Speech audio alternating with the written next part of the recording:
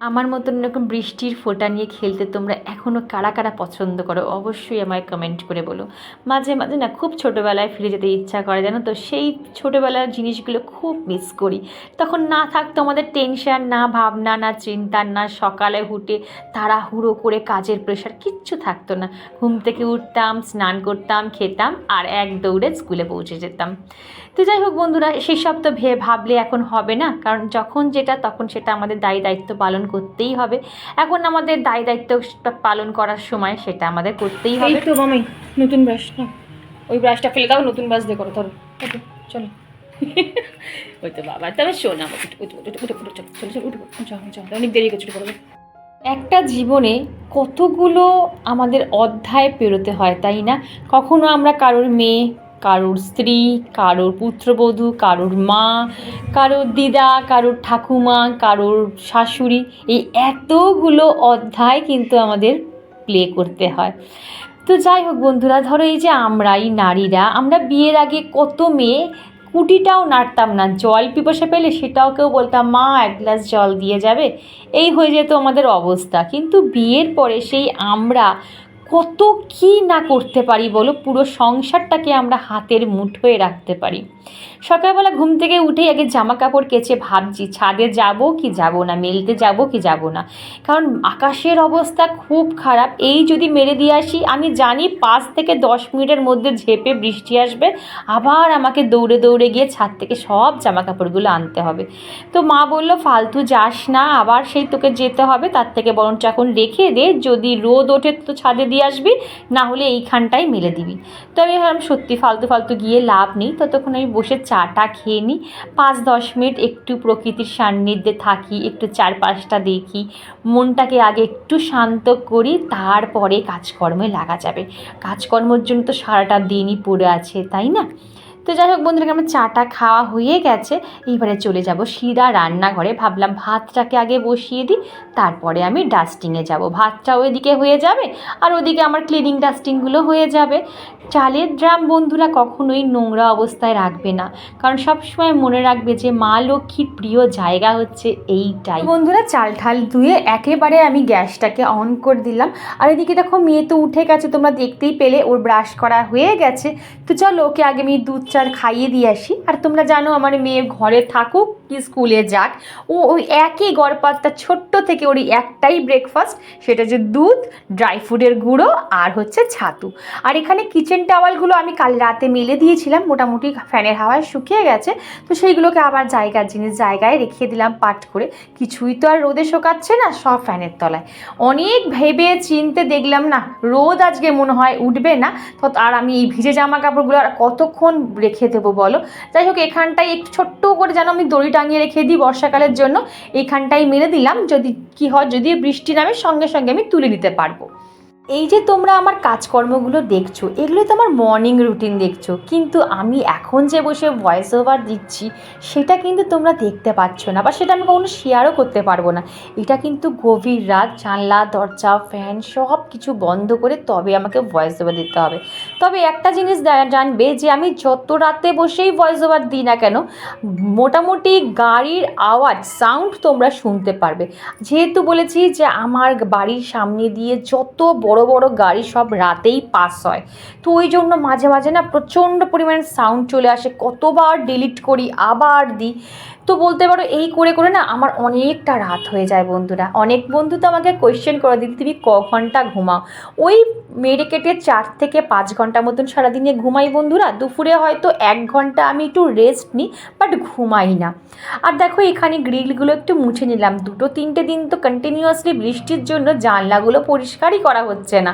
তো ভাবলাম একটুখানি যখন বৃষ্টিটা ধরেছে তখন জানলাটা আজকে ভালো করে একটু মুছে নিই, গ্রিলগুলোকে একটু ভালো করে মুছে নিলাম, আর সামনের যে জায়গাটা রয়েছে সেটাকে একটু ভালো করে পরিষ্কার করে নিলাম। ব্যাস, এই যেই শুকিয়ে গেল, আবার জায়গার জিনিস জায়গায় পেতে দিলাম। এই কাজ, থোর বড়ি খাড়া, খাড়া বড়ি থোর, এইখানকার জিনিস সেখানে, সেখানকার জিনিস এখানে, এই হচ্ছে আমাদের হাউসওয়াইফদের কাজ বন্ধুরা। আর সেইগুলোই আমি তোমাদের সাথে ডেইলি শেয়ার করার চেষ্টা করি। বন্ধুরা, তোমরা তোমাকে অনেক কোয়েশ্চেন করো আর আমি আমার যথাসাধ্য চেষ্টা করি সেই কোয়েশ্চেনের রিপ্লাই দেওয়ার বা উত্তর দেওয়ার। আজকে আমি তোমাদের কাছ থেকে তোমাদের একটা কোয়েশ্চেন করছি, আশা রাখবো আমার প্রত্যেকটা বন্ধু আমাকে একটু হলেও উপকার করবে। তোমরা আমাকে শুধু একটা করে একদিন করে টপিক বলবে যে দিদি তুমি এই টপিকের ওপর ভিডিও বানাও বা তুমি ওই টপিকের ওপর কিছু বলো। অ্যাকচুয়ালি কী জানো তো বন্ধুরা, আমার ভিডিও করার মোটো এটাও নয় যে আমি একটা কিছু ভিডিও করে দিলাম তারপর আপলোড করে দিলাম, কে দেখলো না দেখলো আমার ভিউজ আসা নিয়ে কথা বা আমার ডলার আসা নিয়ে কথা। আমার কাছে না, বিশ্বাস করো সেটা নয়। আমার কাছে আমার এই প্ল্যাটফর্মে আসার মেন মোটোই হচ্ছে যদি আমার দ্বারা একটা কি দুটো মানুষ যদি উপকৃত হতে পারে বা দুটো মানুষকেও যদি আমি মোটিভেট করতে পারি আমার ভিডিওর মাধ্যমে, তবেই আমার এই ভিডিও করার সার্থকতা। আর দেখো আমি এখানে ঝাড় দিতে দিতে বারবার জানলার দিকে দেখছি, কারণ বাইরে তো আমি জামা কাপড় মেলে এসেছি আর মা গেছে বোধহয় ওয়াশরুমে। যদি বৃষ্টি আসে মোটামুটি আবার শুকনো জামা কাপড়গুলো ভিজে যাবে। আমাকে এক সাবস্ক্রাইবার বন্ধু জিজ্ঞাসা করেছিল যে আমি তুতে কালারের যে মাইক্রোফাইবার ডাস্টারটা দিয়ে আমি যে ডাস্টিং করি আলমারি টালমারিগুলো, সেটা আমি কোথা দিয়ে কিনেছিলাম। ফার্স্ট অফ অল এটা আমি অফলাইন কিনেছিলাম, মানে আমাদের পাশে নিয়ারেস্ট একটা দোকানে এগুলো দেখছিলাম বিক্রি হচ্ছিল, তো আমার খুব পছন্দ হয়েছিল বলে আমি নিয়েছিলাম। ভীষণই ভালো এটা। তোমরা অনলাইন আমাজন ফ্লিপকার্টে একদম অ্যাভেলেবেল মাইক্রোফাইবার ডাস্টার বলে সার্চ করলেই কিন্তু এক থেকে একাধিক এরকম জিনিস তোমরা পেয়ে যাবে।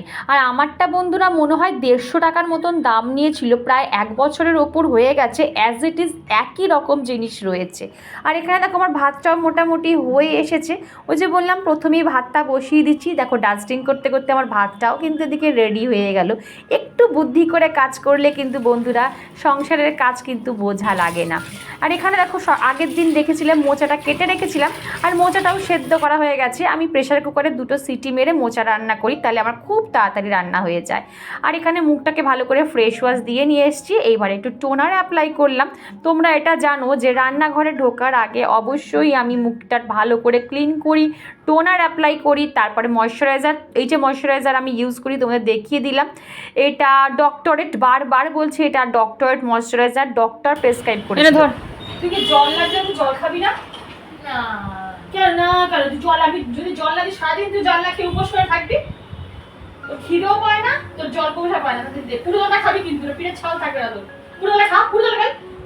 তোমার জন্য আমার জন্য আমার মুখে দেখি কি হয়ে যাবে ভর্তি না, মুখে ক্রিমটা মাখ, মুখে ক্রিমটা মাখ, মাম্পা মা মুখে ভর্তি র্যাশ হয়ে গেছে।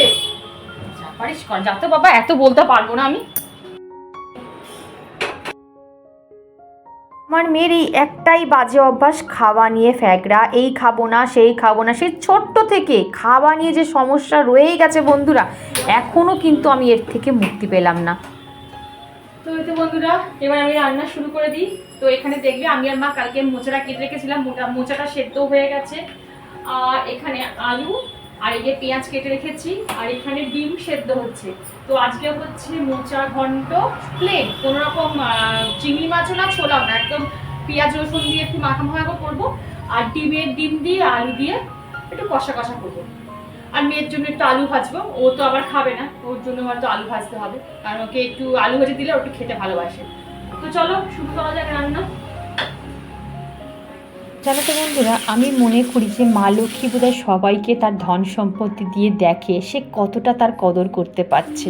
অনেক সময় আমরা হাতের লক্ষ্মীকেও কিন্তু পায়ে ঠেলে দিই। একজনকে দেখেছি হঠাৎ করে তাদের হাতে অর্থ চলে আসলে তারা মানুষকে মানুষ বলেই মনে করে না, অহংকারে পাই পড়ে না। আজকে ধরো সাপোজ আমি নিজের কথাই বলছি, আমার আজকে 2টো ভিউজ হচ্ছে বলে যদি আমি নিজেকে একদম সেলিব্রিটি মনে করি, বিশাল একজন মনে করি, কালকে আমার ভিউজ ডাউন হতেই পারে। তখন কিন্তু আমার এই অহংকার এক মুহূর্তের মধ্যে কিন্তু মাটিতে মিশে যাবে।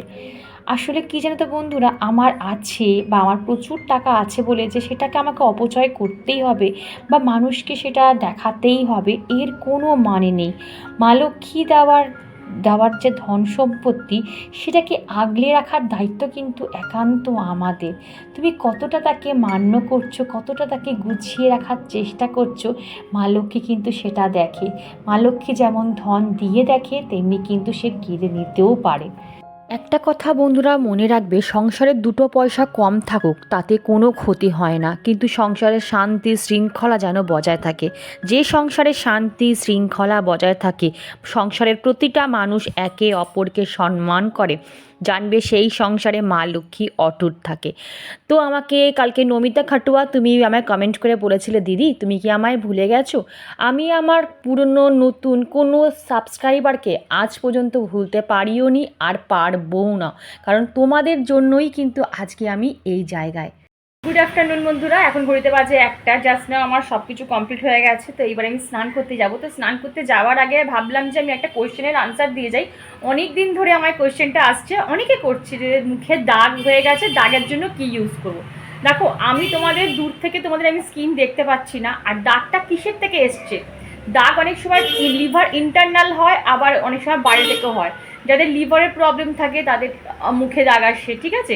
বা যাদের ধরো স্কিনে কোনো রকম সানস্ক্রিন ইউজ করে না, মুখে কোনো যত্ন করে না, উইদাউট সানস্ক্রিন তারা রান্নাঘরে চলে যায়, উইদাউট সানস্ক্রিন তারা বাইরে বেরিয়ে যায়, তাদেরও স্কিনে কিন্তু দাগ আসে।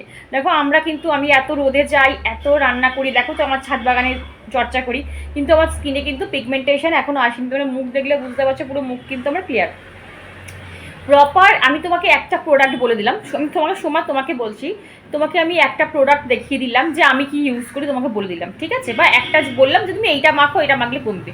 কোনোদিনও একটা প্রোডাক্টে, এটা সবসময় মনে রাখবে, একটা প্রোডাক্ট দিয়ে কখনো স্কিনে কোনো গ্লো আনাও যায় না, স্কিনের পিগমেন্টেশনও তুমি দূর করতে পারবে না, ফেকেলসও দূর করতে পারবে না। মিনিমাম তোমাকে একটা স্কিন রেজিউম ফলো করতে হবে, ঠিক আছে, একটা রেঞ্জ ফলো করতে হবে।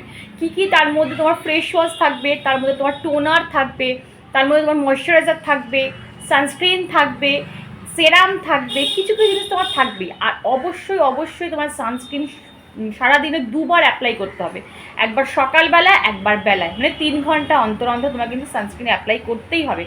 সানস্ক্রিন অ্যাপ্লাই না করলে জীবনে তোমার মুখ দিয়ে কোনো দাগ ছোপ কিচ্ছু যাবে না। আর ফ্রেশ ওয়াশ, আমি বারবার বললাম যে কোনো ফ্রেশ ওয়াশ বলো বা ক্লিনজিং মিল্ক ইউজ করতে পারো, সেটা তোমার দেখবে, আমি তোমাকে তাও কয়েকটা কোম্পানি বলে দিচ্ছি। প্লাম ইউজ করতে পারো, এমকাফিন ইউজ করতে পারো, লোটাস ইউজ করতে পারো, আমি বলে দিলাম কিন্তু, এমকাফিন, প্লাম, অ্যাকোয়ালজিক্যাল ইউজ করতে পারো, এই কয়েকটা জিনিস বলে দিলাম। অরিশ ইউজ করতে পারো, ভীষণ ভালো অরিশ ইউজ করতে পারো। তো এই কয়েকটা ফেস ওয়াশ ইউজ করবে, কিন্তু ফেস ওয়াশ ইউজ করলে ভেবো না তোমার মুখের দাগ চলে যাবে। ফেস ওয়াশ ইউজ করার পর একটা টোনার ইউজ করবে, যাদের নর্মাল স্কিন তারা বা ড্রাই স্কিন তারা যে কোনো রোজ, অরেঞ্জ, কোকোনাট যে কোনো টোনার ইউজ করবে, বাট নিমটা তারা ইউজ করবে না।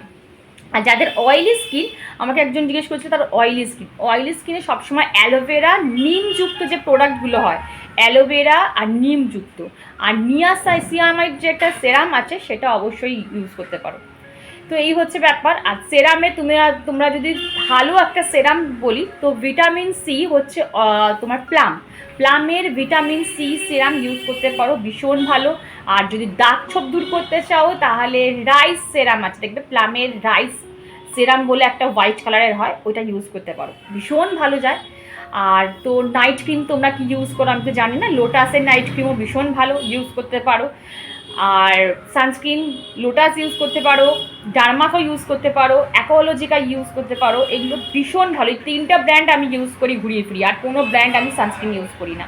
তো মোটামুটি বলে দিলাম। এবার তুমি যদি বলো দিদি তুমি কি প্রোডাক্ট ইউজ করো, তাহলে সেটা আমি তোমাদের দেখাতে পারি, এই ব্লগে না, সেটাই পরের ব্লগে দেখাবো। সেটা তুমি জিজ্ঞাসা করো, মানে তুমি জানতে চাও, তাহলেই বলবো যে আমি পার্সোনালি কী প্রোডাক্ট ইউজ করি, ঠিক আছে।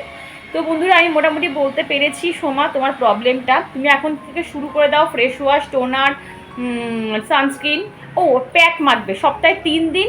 অ্যান্টি ট্যান দোকানে যাবে, বলবে যে অ্যান্টি ট্যান প্যাক দিন। যদি বলো কি লোটাসের অ্যান্টি ট্যান প্যাক ভীষণ ভালো, ওশিয়ার অ্যান্টি ট্যান প্যাক ভীষণ ভালো, এইগুলো কয়েকটা ব্র্যান্ড আছে, ইউজ করতে পারো, ঠিক আছে। আর ঘরোয়া টোটকা, সত্যি কথা বলতে গেলে ঘরোয়া টোটকা আমিও অনেক করেছি, কিন্তু ঘরোয়া টোটকা দিয়ে তুমি ইনস্ট্যান্ট কিন্তু কোনো রেজাল্ট পাবে না। তোমাকে বছরের পর বছর করে যেতেই হবে, বছরের পর বছর করে যেতে হবে, তারপর গিয়ে হয়তো তুমি রেজাল্ট দেখতে পাবে। তোমার যদি ধৈর্য থাকে তাহলে তুমি ইউজ করতেই পারো ঘরোয়া টোটকা, টমেটো, আলুর রস, শসার রস, কিন্তু সবার স্কিনে কিন্তু সব কিছু যায় না। অনেকে সেনসিটিভ স্কিন, তাদের আলুর রস দিলে মুখে র্যাশ হয়ে যায়, টমেটো মাখলে তাদের র্যাশ হয়ে যায়। ওই জন্য আমি কোনো ঘরোয়া টোটকা তোমাদের বলতে পারবো না। যদি তোমরা কোনো রকম মানে ক্রিম ইউজ করতে পারো চলতি, তাহলে বলো, আমি তোমাদের বলে দেবো, ঠিক আছে? তো আমি ব্র্যান্ডও করে দিলাম, সব কিছু করে দিলাম। এরপর যদি কোনো অসুবিধা থাকে তাহলে কমেন্ট করো, আমি কমেন্টের আনসার দিয়ে দেবো। তো চলো আমি এবার স্নান করি, তারপরে আবার তোমাদের সাথে ফিরছি। তোর পড়া হয়ে গেছে কমপ্লিট? কখন করবে?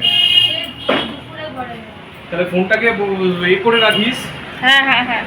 আচ্ছা বাবা, তোমার স্নান হয়ে গেছে? এই স্নান হয়নি তো, স্নানটা করেছো বাবা? বাবা পড়ে পড়ে আমার মেয়েটা একদম পুরো অবস্থা খারাপ হয়ে গেছে গো বাবা। আরে বাবা রে, হ্যাঁ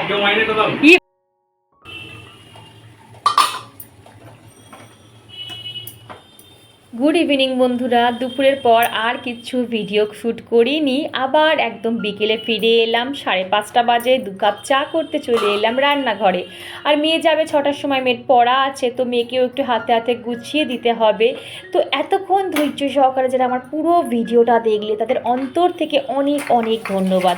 আর যারা শুধু ভিডিওটা দেখলে কিন্তু চ্যানেলটা সাবস্ক্রাইব করলে না, তাদের কাছে রিকোয়েস্ট রাখলাম যাওয়ার আগে চ্যানেলটা অবশ্যই সাবস্ক্রাইব বাটনটা প্রেস করে দিয়ে যাবে। আর ভালো লাগলে অবশ্যই কিন্তু লাইক করে দেবে, আর পাশে থাকা যে বেল বাটনটা সেটাকে অল করে দেবে। পারফিউমটা ইউজ করে মা। ও ব্যাগ ছেড়ে যাচ্ছে দেখি, আমি ব্যাগ ছেড়ে পড়তে লেগেছিস। তুই যে আবার মুখে জল দিয়ে আবার পড়তে যা, সেটা আমি জানি না। নে নে নে, বাবা দাঁড়িয়ে আছে। ও বৃষ্টি আসছে, তাই জন্য বলছিস তাড়াতাড়ি বেরো। তুই মুখটা মুছে নে, তোর টাওয়ালটাও তোর ঘরে, তোর ঘরে টাওয়াল আছে, তোর ঘরে টাওয়াল আছে, টাওয়ালটা মুছে ভেতরে মা। আজকে যদি ভিজেছিস ঘরে ঢুকতে না, বাইরে দাঁড় কিনতে দেবো। হেলমেট লাগবে না তো?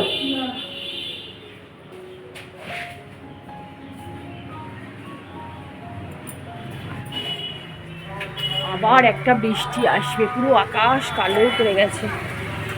চলে গেছে বলে মেয়েটা করতে যাচ্ছে। এনে রাতে ভাত খাবি না চাউমিন খাবি? বিরিয়ানি বাবা আজকে আনবে না, চাউমিন করতে বলে তো বাবা। পুজোটা খাবি?